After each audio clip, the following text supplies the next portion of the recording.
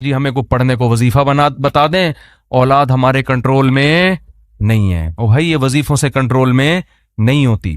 तो अल्लाह फरमाते हैं हमारे नेक लोगों का जज्बा होता है कि उनके घर में क्या माहौल हो, ऐसा कि आंखें देख के ठंडी हो जाएं। तो आंखें पबजी वाले को देख के कभी भी ठंडी नहीं होती। आपकी बच्ची मोबाइल पे लगी हुई है सुबह शाम, उसको भी सेटिंग कराई हुई, उल्लू बनाया हुआ है, सिर्फ तुम लिखा हुआ है उसके लिए ना, उधर भी सिर्फ तुम ही 25-30 होते हैं। फिर अब्बा को टोपी करा रही है, अम्मा को टोपी करा रही है, भाई को टोपी करा रही है, और इसलिए करा रही है कि उसको पता है मेरा भाई भी टोपियां करा के निकलता है।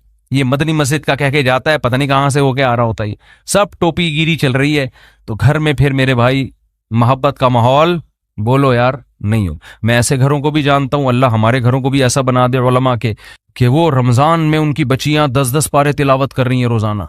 घरों में मुकाबले चल रहे हैं, तहज्जुद में मुकाबले चल रहे हैं, बेटा 15 पारे पढ़ रहा है रोजाना, ठीक है ना। कैसा घर का अच्छा माहौल होता है, तिलावत का, नमाज का, तहज्जुद का। ठीक है 24 घंटे ये सब कुछ नहीं होता, तफरी भी चाहिए इंसान को, खाना पीना भी चाहिए, थोड़ी तफरी भी चाहिए, आउटिंग भी चाहिए, लेकिन ये भी तो चाहिए ना। आउटिंग तो दबा के हो रही है, खाना पीना भी दबा के हो रहा है, बस 24 घंटे इंटरटेनमेंट में ही गुजर रहे हैं। तो फिर ये घर का माहौल ना इसमें मोहब्बत होगी ना इसमें सुकून। चीखो पुकार लगी हुई है। बच्चों को एक चीज सिखाया करें, बस ये मैं मलका सबा का वाकया कल बयान करूंगा। बच्चों को उसमें वाकया से जरूरी कि मलका सबा औरत होके बड़ी ज़हीन थी। तो इससे ही पता चलता है कि सारी औरतें ऐसी नहीं होती। जो मैं बार बार कहता हूँ, जो मेरा बयान सुन रही हैं वो बहुत ज़हीन है, तो वो मलका सबा का वाकया सुन के आपको अंदाजा हो जाएगा कि बड़ी बड़ी ज़हीन भी होती हैं। तो एक बात करके बस बयान खत्म करता हूँ कि देखो बच्चों को ना घर में चीखने चिल्लाने ना दो। एक उनको ड्रेस सही पहनाओ प्रॉपर, और एक उनको चीखने चिल्लाने, और इसके लिए जरूरी है जब खुद भी आवाज हल्की हो आपकी। इससे बहुत माहौल खराब होता है। घर में माहौल ये बनाओ जब शादी हो ना उसी वक्त से। अब तो जिनके बच्चे बड़े हो गए अब वो बहुत मुश्किल है। जब शादी हो तो पहली रात बेगम को जो आपने सबसे अहमियत के साथ जो बात समझानी है, पहले तो बेगम को बताएं कि बेगम मेरी आपसे शादी हुई थी, उस सिलसिले में मैं आपके सामने हाजिर हुआ हूं। जरा तमीज से ना, लखनऊ वालों की तरह एकदम नसीहतें नहीं शुरू कर दें। वो कहे कि यार अभी आगे बैठा है, कोई मोहब्बत की बातें करो, आते ही एकदम चिल्ले 4 महीने की बातें शुरू कर दी, इसने नसीहत शुरू कर दी। तो आप पहले यूं शुरू करें कि मेरी आपसे शादी हुई थी, उस सिलसिले में मैं हाजिर हुआ। फिर उसको आप शुरू में ही समझा दें कि देखो हमारे घर का माहौल है, वैसे होगा तो नहीं लेकिन चलो फर्ज कर लो है। उसको ये बताएं कि देखो हम जब भी बात करेंगे ना आपस में, हमारा वॉल्यूम क्या होगा, 25 तक बस बर्दाश्त करेंगे हम, ठीक है। 25 से ऊपर किसी का भी वॉल्यूम हुआ तो वो जुर्माना देगा। सही है, अपने बारे में भी 50 भी बहुत है, 100 तो अभी तो डायरेक्ट 100 पे होता है जाके ना, यूं घुमा देते हैं। ये चीखो पुकार अल्लाह को पसंद नहीं। वग़ज़ुज़ मिन सौतिक, कुरान कह रहा है अपनी आवाजों को पस करो। मैं भी ये नसीहत इसलिए कर रहा हूं कि अल्लाह मुझे भी तौफीक दे। ये मतलब नहीं है कि मेरा वॉल्यूम बहुत ही धीमा धीमा और बड़ी तमीज से, तो घर में सब कुछ चल रहा होता है, लेकिन तकरार करने से फायदा ये होता है कि अल्लाह तौफीक दे दे। सीखने वाले हैं ना हम सब। कभी हो सकता है मेरी भी आवाज उछलते कूदते हुए बाहर आ जाए गली में और चीखने चिल्लाती हुई। आप बोलो उस दिन तो बयान कर रहा था, तो भाई हम भी सीखने के लिए कह रहे हैं बातें, लेकिन बात अच्छी करनी चाहिए इंसान को। तो पहली दिन उसको बता दें कि हमारा जो वॉल्यूम है ना वो हमेशा 25 से नीचे नीचे रहेगा, 25 से ऊपर नहीं। जितना अब 100 किसे कहते हैं, पूरा गला फाड़ के जो बात करो ना, ये तो 100 है। उस गले को हमने 4 हिस्सों में डिवाइड करके 25 से ऊपर नहीं जाने देना, बल्कि उसमें कुछ लगा भी दें, ऐसा सिस्टम जो ऊपर नीचे हो रहा हो ना, वो बता रहा हो, कोई ऐसी मशीन लगा दें। तो इसके बड़े फायदे हैं। उससे जब बच्चे आपके पैदा होंगे वो भी कैसे, तमीज से। ऐसा खूबसूरत माहौल बनेगा ना आपके घर, जो लोग आएंगे आपके घर वो कहेंगे यार ये घर जन्नत है, ये तो बड़े सुकून वाली जिंदगी है। इसको आप हल्का ना समझें। ये चीखो पुकार ही हर फसाद की जड़ है। हर फसाद की जड़ क्या है, चीखो पुकार। बात करने की तमीज ही नहीं है। गधे का मसला क्या है, बात गलत नहीं करता, तमीज से नहीं करता बात।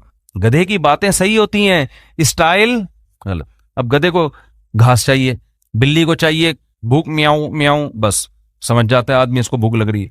गधे को 2 मिनट का काम है आपसे, लेकिन उसके लिए स्टाइल देखो, पहले पूरी आवाज फेफड़ों में बढ़ेगा और भर के फिर हाँ ऐसे निकालेगा।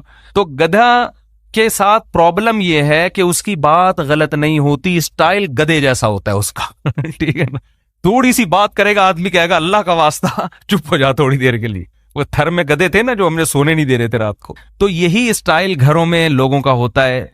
अच्छा, वो तौसीफुर रहमान साहब के बारे में मेरा एक क्लिप वायरल हुआ है, ये वजाहती बयान भी मैं कर देता हूं। तो मैंने तो मौलाना तौसीफुर रहमान साहब के बारे में ये कह दिया था कि वो चीखते बहुत हैं और बिल्कुल गधे जैसी आवाज़, इस तरह का मैंने कुछ, वो क्लिप मैंने बहुत जगहों से हटाया क्योंकि मुझे खुद लगा कि यार ये मैं भी तौहीन कर रहा हूँ ना, इस तरह मुझे नहीं कहना चाहिए था। बहरहाल एक आलिम दीन है, इल्मी इख्तलाफ, वो मैंने क्लिप हर जगह से हटवाया लेकिन फिर भी वो क्लिप चल रहा है। तो तौसीफुर रहमान, मौलाना तौसीफुर रहमान साहब तक कोई भी मेरा पैगाम पहुंचा सकता है ना, तो मेरा माजरतनामा उन तक पहुंचा दे कि मैंने उससे माजरत भी की है और उस क्लिप को जगह जगह से हटाया भी है। लेकिन वो मुख्तलिफ चैनल फिर कोई ना कोई चैनल चला देता है, फिर कोई मेरे खिलाफ कोई क्लिप बना हुआ होता है कि ये देखो एक आलिम को ये कह रहे हैं। तो वो बात फी नफ्सी ही दुरुस्त है कि बात आराम से करनी चाहिए, लेकिन वो कुछ ज्यादा ही हो गई थी कि किसी को पूरे साफ किसी के बारे में नाम लेके कह देना कि गधे की तरह, तो ये थोड़ा ज्यादा हो गया। तो मैंने उससे माजरत भी की है और वो क्लिप भी हटवाया है, लेकिन चैनल बास चैनल हमें पता ही नहीं चलता वो चल रहे होते हैं। तो ये अगर कोई मौलाना तौसीफुर, उनको मौलाना कहते हैं या क्या कहते हैं, शेख तौसीफुर रहमान, सऊदी अरब में मौलाना का लफ्ज ज्यादा नहीं है ना, तो शेख का लफ्ज है। तो शेख तौसीफुर रहमान साहब तक कोई मेरा पैगाम पहुंचा सकता है, बल्कि पहुंच ही जाएगा वीडियो के जरिए। तो भाई वो क्लिप्स को मैं हटवा चुका हूं और उससे मैं रुजू इस माना में कि वो लफ्ज मेरे क्या थे, कुछ जरूरत से ज्यादा सख्त अल्फाज थे जो मुझे नहीं कहने चाहिए थे। तो खैर, तो घर में बच्चों को क्या सिखाना चाहिए? तमीज, अदब, सही है ना। तो चीखने चिल्लाने का घर में अगर माहौल होगा तो ये बड़ा मसला, लेकिन ये शुरू में ही कंट्रोल हो जाती हैं। जैसे वो एक आदमी, दो बंदों ने शादी की, दो बहनों से, दो भाइयों ने दो बहनों से शादी की, 6 महीने गुजर गए, एक की बीवी बड़ी तमीज से, बहुत अदब एहतराम, दूसरे की बीवी कंट्रोल में ही नहीं। तो उसने अपने भाई से पूछा कि यार ये तेरा इस पे इतना रोब है, ऐसे तमीज से बैठी रहती है तेरे सामने, मेरी वाली का तो रोब ही नहीं। उसने कहा मैं पहले दिन आया था ना, मैंने एक गिलास सामने था, उसको ऐसे किक मारी ना कि किस कमबख्त ने गिलास इधर रखा, फिर गया उधर बिल्ली की गर्दन मड़ोड़ दी, ये कर दिया, ऐसे भटो बच्चों स्टाइल से आए। वो डर गई ना कि ये तो बहुत ही खतरनाक है, तो बड़ी तमीज से। वैसे आजकल खवातीन डरती नहीं है इस स्टाइल से, ये मैं बता दूं, ये पुराने दौर की पुरानी बातें हैं। आजकल आप जाएंगे ना, एक गिलास उठाएंगे, वो उठा के लोटा मारेगी आपके सर पे खोला लेके भाग जाएगी वो, और सही करेगी। जाहिर है ये कौन सा स्टाइल है आने का? आपको चाहिए आप आके उसे उसी स्टाइल में बात करें कि भाई मेरी आपसे कल शादी हुई थी, उस सिलसिले में हाजिर हुआ हूं। तो अब ये 6 महीने बाद ये आया और इसने भी गिलास को किक मारी ना, तो बेगम बोलती है अब इन ड्रामों से कुछ भी नहीं होगा। तो ये शुरू में अगर कंट्रोल हो जाए मामला तो ठीक है, बाद में तो सब चीखना चिल्लाना, फिर तो फोड़ो, सही है ना, वो चीखे आप भी चीखो, वो दरवाजा थोड़ा सा बंद करे आप उठा के खोलो और स्पीड से बंद करो। हमारे हजरत ने एक वाकया सुनाया, इस तरह तलाक हुई है, शौहर घर में आया थका हुआ, तो बेगम इंतजार कर रही थी, कहीं लेट हो गया था ये, उसको गुस्से में बैठी हुई थी बेगम। तो जब ये आया है ना कमरे में, तो इसने दरवाजा धाड़ करके बंद किया ना, बेगम का मूड ऑफ था तो इसने को गुस्सा आया, इसने दरवाजा धाड़ करके बंद किया। बेगम ने कहा मुझे तपाने के लिए इतनी जोर से दरवाजा बंद किया, दोबारा और तेज बंद करो। ये भी बस सींग नहीं थे इनके, हरकतें तो वही बैल वाली, पुराना वाकया है, उनको नहीं पता चलेगा। इन्होंने क्या किया, खोला और फुल स्पीड के साथ दौड़ करके और जोर से, फिर लड़ाई शुरू और तलाक तक नौबत आई है। किस बात पे कि जी दरवाजा जोर से, इस पे उनकी दरमियान तलाक हो गई। तो ये है इंसान जब गुस्से में बेकाबू हो जाता है, और अब भाई उसने अगर बोल दिया था जोर से बंद करो तो कुछ और बोल देते ऐसे मौके पे, बोले बेगम ये मुनासिब नहीं है, मैं शादी हुई थी इस सिलसिले में हाजिर हुआ हूं और आप क्या कर रही हो फिर तो मामला तलाक तक कम से कम ना पहुंचता। अल्लाह ताला समझने की अमल की तौफीक अता फरमाए। भाई एक सवाल की पर्ची रह गई, बहुत देर से दी हुई इन्होंने। अम्मा ने किसी को रकम रखवाई थी कि ये मेरे फलां बेटी को दे देना, और उसकी 2 बेटियां हैं, तो क्या वो रकम दोनों में तकसीम कर सकते हैं? माँ ने जो रकम रखवाई थी कि मेरी फलां बेटी को दे देना, माँ का अगर इंतकाल हो गया है तो ये फलां बेटी का नहीं है, इसमें वारिसों का पूरा पूरा हिस्सा है। बेटियों का भी है, माँ के अगर बेटे हैं तो उनका भी है, माँ के अगर बेटे नहीं हैं तो फिर वालदा के जो बाप थे उनका है, बाप भी नहीं है तो भाइयों का है। वो तफसीर उलमा से पूछ लें। अपने औलाद के लिए, वारिसों के लिए वसीयत शरीयत में कल अदम है। ये जो लोग कहते हैं ना कि ये इतना मेरे फलां बेटे को दे देना, फलां बेटी को, ना ना ना, कुछ भी नहीं होगा। जब मरेंगे तो विरासत तकसीम होगी उसमें। कि आप जो चाहते हो ना हमारे घर में अमन कायम हो जाए, हमारे घर में मोहब्बत हो, तो आपके अल्लाह की कसम उठा के बोलता हूं आपके पास इस्लाम के अलावा कोई ऑप्शन नहीं। तो इतना लिबरल बनो जितना अफोर्ड कर सकते हो। हाँ, जो मेरे पास घर के हालात और वाकयात आ रहे हैं ना, अभी एक लिबरल फैमिली में वाकया हुआ कि अब मैं वो सुनाऊंगा तो फिर वो उनको पता चल जाएगा, तो मुनासिब नहीं है, क्योंकि अब इसमें मैं ऐसे जितना भी किरदार को वो तब्दील करूंगा ना तो वो समझ जाएंगे। तो दूसरा सुना देता हूं जो बहुत पुराना हो, उनको पता ना चले। यानी बच्चों को लिबरल बनाया, ब्रॉड माइंडेड बनाया कि ये मौलवियों के चक्कर में नहीं पड़ना। तो बच्चे फिर इतने आजाद हो गए। चलो ये तो मैं सुना देता हूं, इस पे इंशाल्लाह जिसका ये वाकया वो नाराज नहीं होंगे। ये वाला वाकया एक साहब ने मुझे बताया, मैंने अपनी बच्ची का स्कूल में एडमिशन करवाया, रिटायर ऑफिसर हैं वो, ऐसे ही किसी स्कूल में जो आजकल बड़े मशहूर हैं, जिनका एजुकेशन लेवल बहुत ऊंचा, भारी भरकम फीसें देख। ये पिछले हफ्ते का उन्होंने मुझे बताया ये वाकया। कह रहे हैं मैं एक दिन बच्ची को मैंने कहा, 9 साल की बेटी, उसको मैंने कहा पानी पिलाना। इंग्लिश में कहती है कि जो काम आप खुद कर सकते हैं वो दूसरों से नहीं करवाना चाहिए। बात आ रही है समझ में? डैडी, पापा, जो काम आप खुद कर सकते हैं वो दूसरों से नहीं करवाने चाहिए। कह रहे हैं मेरी तो खोपड़ी घूम गई यार। हालांकि वो खुद एक बहुत बड़े ऑफिसर हैं, यानी वो कोई मजहबी नहीं है जो मुझे सुना, उनकी अपनी दाढ़ी भी नहीं है, उम्मीद है इंशाल्लाह नमाज पढ़ते होंगे। लेकिन वो कहने लगे कि यार मुझे याद आया कि हमारी माँ या हमारे वालिद साहब जब हमें पानी का कहते थे तो हमारे भाइयों में लड़ाई होती थी, कौन पिलाएगा। लड़ते थे हम, मैं पिलाऊंगा अगर नहीं मैं पिलाऊंगा। कहने हम आधा आधा घंटा बैठ के अपनी माँ और अपने बाप के पांव दबाते थे, क्योंकि हमने सुना हुआ था मस्जिद में मौलवी साहब से कि माँ की खिदमत करके जो दुआ ली जाए उसका नेमुल बदल दुनिया में कोई नहीं है। और स्कूलों में भी ये चीजें बताई जाती थी।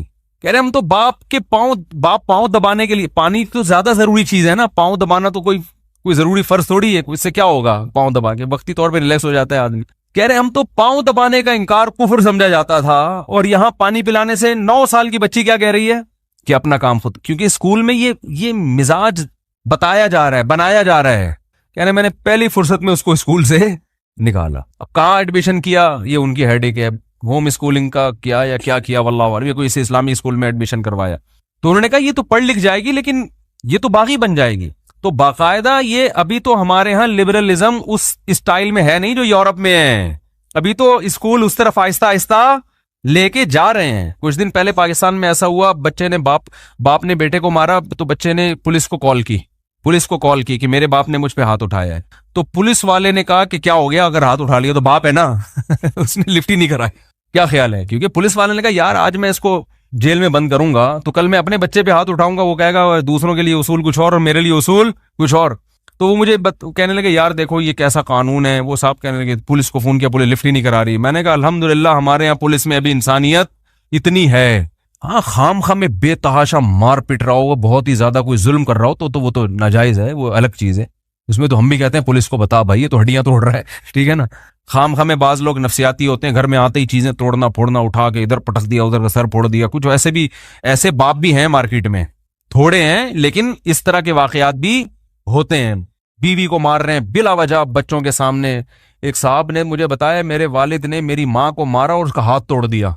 ये थोड़ी इसमें तो पुलिस का केस, इस्लाम भी कहता है कि भाई इसमें हाथ की जो दियत है वो देनी पड़ेगी, बल्कि किसास देना पड़ेगा। इस्लाम कहता है शौहर ने बीवी का हाथ तोड़ा है तो जहां से हड्डी तोड़ी है ना, इस शौहर की हड्डी भी वहीं से तोड़ी जाएगी। तो इस्लाम है।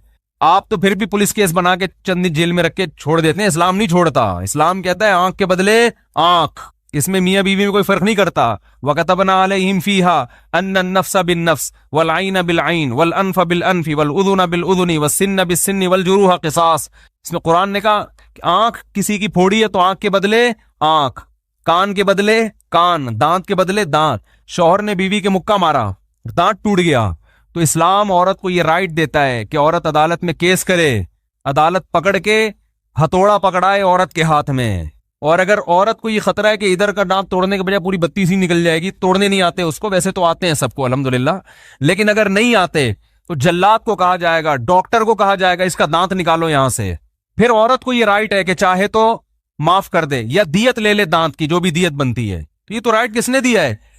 शौहर ने बीवी को कत्ल कर दिया तो औरत के वारिसीन को ये पूरा पूरा हक हासिल है कि वो शौहर को क्या कर दें, कत्ल कर दें अदालत के जरिए। तो एक सजा होती है अदब सिखाने के लिए। अदब में दांत थोड़ी तोड़े जाते हैं या ऐसे थोड़ी मारा जाता है जानवरों की तरह। तो मैं तो उन बापों की बात कर रहा हूं जो तमीज से मारते हैं। बच्चा नहीं बात माना, 2 थप्पड़ लगा दिए उसके। भाई इंसान का बच्चा बन क्या कर रहे हैं ठीक है ना। तो इस पे भी केस, ये थोड़ी होता है भाई, ये तो आप कल्चर को तबाह कर रहे हो।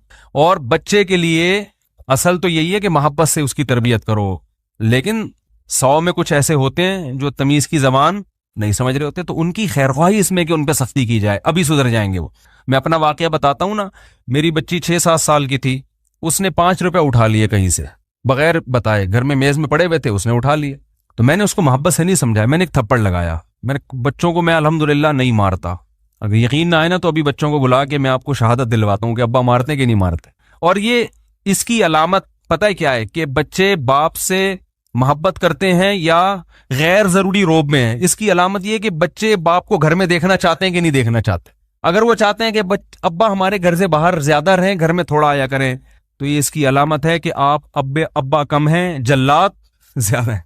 और अगर बच्चे चाहते हैं कि अब्बू घर में रहें हमारे पास, इसका मतलब आप अगर सख्ती करते भी हैं तो वो जल्लाद वाली सख्ती नहीं है। तो अल्हम्दुलिल्लाह, बड़ी बात नहीं कर रहा, अल्लाह नजर बस से बचाए, मेरे बच्चे चाहते हैं कि अब्बा कहाँ रहें, घर में रहें, ठीक है ना। बाहर निकलते वो सब पकड़े हुए होते हैं, खींच रहे होते हैं, कहाँ जा रहे हो, इधर आओ, ठीक है, ठीक। और जहां मैं जा रहा होता हूँ सबकी कोशिश होती है हम भी अब्बा के साथ चलें, लेकिन इसके बावजूद भी हम चित्रौल तमीज से लगाते हैं, इसलिए कि भाई बच्चा तो बेअकल है ना, उसके दिल में खौफ बिठाना पड़ता है कुछ चीजों में।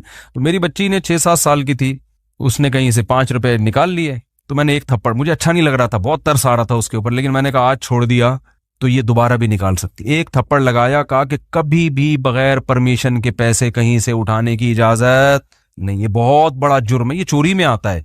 और उसका फायदा ये हुआ कि वो जिन, और सब बच्चों के सामने लगाया, सब ऐसा डरे हैं, अब मैं मुतमईन हूं, मुझे पता है घर में कहीं भी पैसे पड़े होंगे बच्चे नहीं उठाएंगे। वो एक पर रोप बैठ गया। अब अगर हम यूरोप में होते हैं, पैसे उठाए, हम कहते नहीं, बच्चों को तमीज से मोहब्बत से समझाओ, बिठा के देखो बेटा ऐसे नहीं करते। वो तो तमीज से तो समझा चुके थे ना, तमीज से पहली दफा में थोड़ी है, पहले तो 2-3 दफा तमीज वाला प्रोग्राम चल चुका था। लेकिन बच्चों को शैतान आके वर्गलाता रहता है, यार उठा लो क्या जा रहा है, तो उसका इसमें फिर सख्ती करनी पड़ती है। एक दफा कर ली, हमेशा के लिए जान छुड़ गई। इसमें बच्चे का फायदा हुआ कि नहीं हुआ? वरना जब एक दफा बच्चा चोरी सीख जाए ना, वो जलील हो जाता है मुआशरे में, पता चलता है लोगों को ये चोर है, फिर लोग मामला छोड़ देते हैं उससे, उसकी दुनियावी तरक्की भी खत्म और उखरवी भी खत्म। हजरत उमर के दौर में एक चोर का हाथ काटा हजरत उमर ने, उसने कहा अल्लाह की कसम पहली दफा कर रहा हूं, फरमाया पहली दफा पकड़ा ना जाता, अगर पहली दफा कर रहा होता, ठीक है ना, तो बहुत दफा कर चुका है। तो सख्ती की भी इजाजत इस्लाम ने दी है, बल्कि फर्ज करार दिया है कि बाज मौके पर औलाद पर सख्ती की जाए।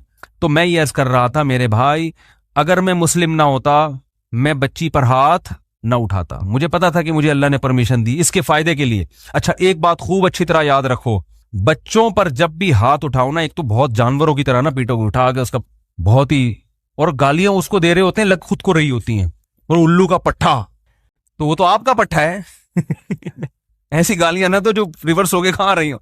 अच्छा खैर, ये तो एक मिजा है। एक बात खूब अच्छी तरह समझें, बच्चे को मारने से बच्चे में मनफी जज्बात पैदा नहीं होते। मारने के बाद फिर उसे मुसलसल जब ताने दोगे ना, फिर वो बागी बनेगा और फिर कंट्रोल में नहीं आएगा। ये इंसान की नेचर है। हमारे वालिद साहब ने हमें मारा पीटा है, अल्हम्दुलिल्लाह, फख्र से बताते हैं। जब देखते थे ट्यूशन की छुट्टी हो रही है, पढ़ने में दिलचस्पी नहीं है, बंटे खेल रहे हैं बैठ के, ठीक है ना, लड़कों में पबजी होता तो अब्बा हमारा कीमा बना चुके होते अब तक, बोले क्या कर रहा है तू, पबजी खेल रहा है।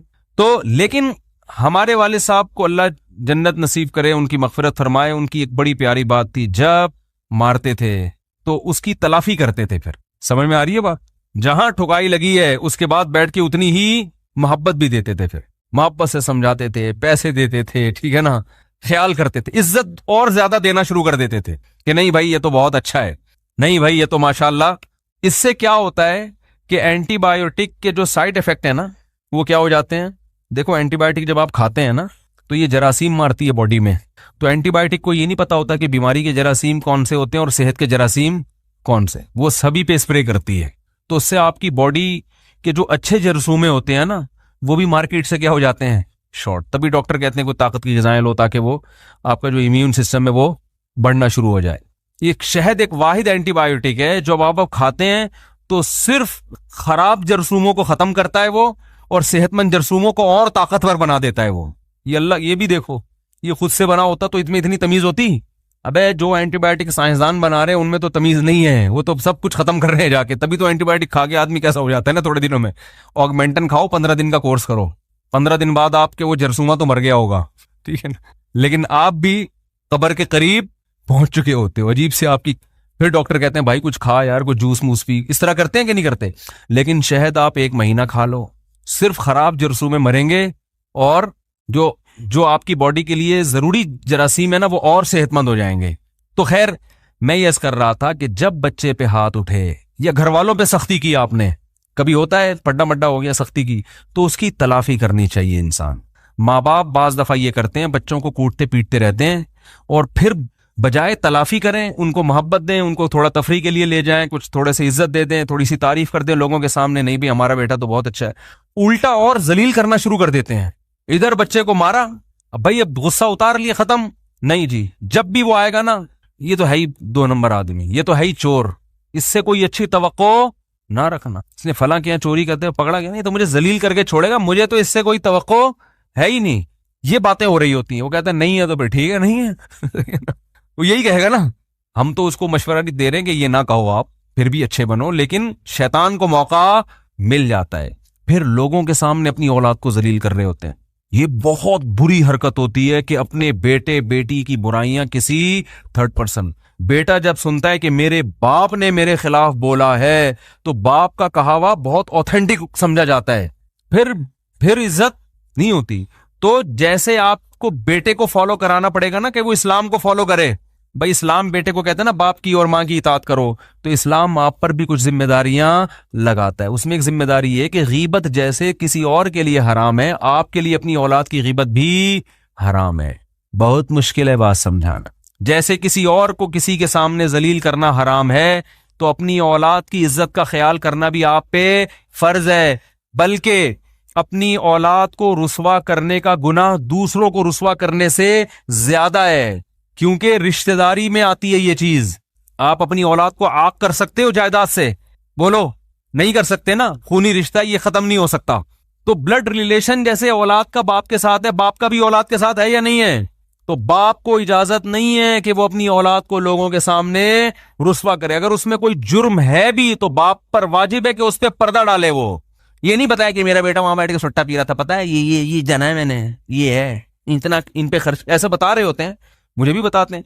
हाँ, किसी से मशवरा लेना है, किसी खैर ख्वाह से, कि भाई वो मशवरा देगा कि बच्चा बिगड़ गया है तो मुफ्ती साहब मशवरा दें कैसे सेटिंग पे आए, तो वो मशवरे के तौर पर बुराई करना एक अलग बात होती है। इसमें इंसान सारी दुनिया के सामने ढंडोरा नहीं पीटता, उसमें मखसूस लोगों के सामने जाके, जैसे बीमारी है तो डॉक्टर को बताएगा ना मेरे बच्चे का पेट खराब रहता है, ठीक है ना, ये बताते हैं ना डॉक्टर को। तो ऐसे ही याद रखो कि अपनी औलाद को लोगों के सामने रुस्वा मत किया करो, बल्कि लोगों के सामने इज्जत दो। उससे औलाद का दिल बड़ा होता है कि यार मेरा बाप मुझे, बोलो ना, इज्जत देता है, बहुत बड़ा दिल होता है, फिर वो कुर्बानी देगा आपके लिए।